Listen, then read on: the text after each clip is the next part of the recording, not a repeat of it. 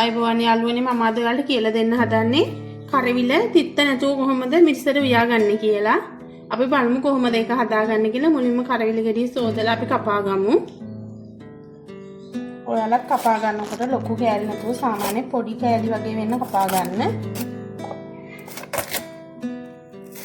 මෙන්න මේ ප්‍රමාණය වගේ වෙන්න කපා ගන්න පොඩි කෑලි.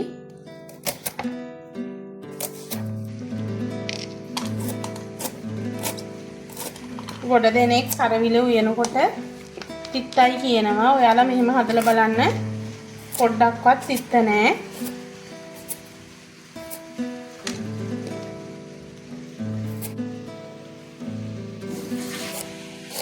කරවිල තිත්ත නැති වෙන්න එකම හේතුව තමයි ගොඩක් කරවිල ගෙඩියක් දෙකක් උයනවා නම් ඔයාලා ගොඩක් තක්කාලි දාගන්න. තක්කාලි ගොරක ඉත්තකුයි. එතකොට මේකේ මේ තිත්ත ගතිය ගොඩාක් දුරට නැති වෙන ඔක්කොම තිත්ත ගතිය නැති වෙන්නේ නැහැ. ගොඩක් තිත්ත ගතිය අඩු වෙනවා. හරිම රසයි මෙහෙම හදන්න.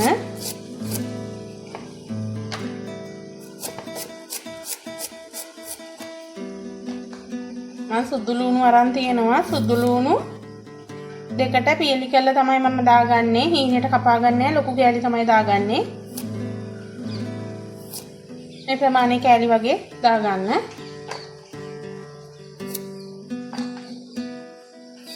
ඔයාලට පුළුවන් තරම් සුදු ලුණු දාගන්න තියෙනවා නම් මේක ගොඩක් ගුණයි.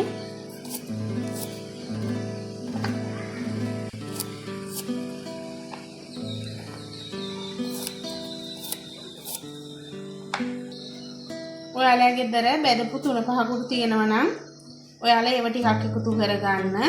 මුලින්ම අපි කරවිල ටික මෙහෙම කවලම් කරගමු. කවලම් කරගෙන මේක පොඩ්ඩක් පැත්තකින් තියලා තියමු.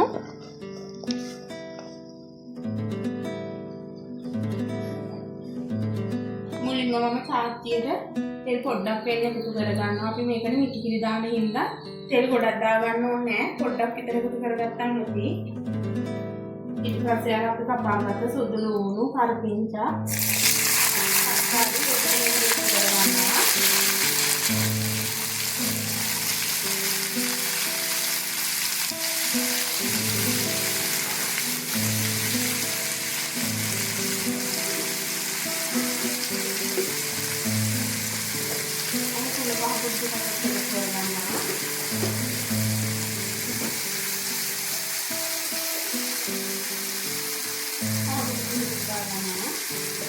අපි අරකට බෙදපු 3-5කුට දාගත්ත නිසා මේකට මිරිස් කුඩු ටිකක් වෙන එකතු කරලා තෙලේ පොඩක් කල් වෙන බෙදගමු.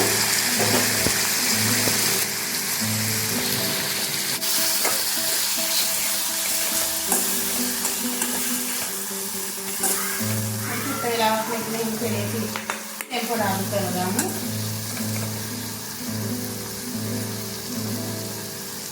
මම මේකටම ගොර පිටක් ගා ගන්නවා.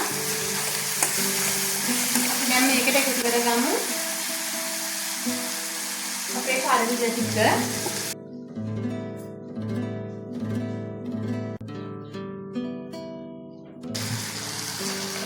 කරවිල ටික එකතු කරගෙන මේක ටික වෙලාවක් සුත්තක් තෙලේ තොන්නෙන්න දෙමු.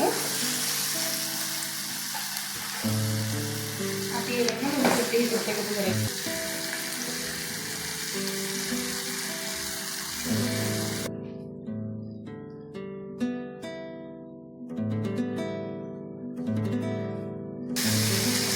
මේක ගොඩාක් කිස්ම තියෙන්න හදන්නේ නැහැ. අපි මේකට එකතු කරගන්නේ උපු පොල් කිරි. උපු පොල් කිරි ටිකක් එකතු කරලා වහලා තියමු තැම්බෙන්න. මේ ප්‍රමාණයට කෑලි ප්‍රමාණයට ඉස්ම තිබුණාම ඇති. මේක වහලා තැම්බෙන්න තියමු. මේ අනුනේ අපි කරවිල ව්‍යංජනේ හදාගෙන ඉවරයි.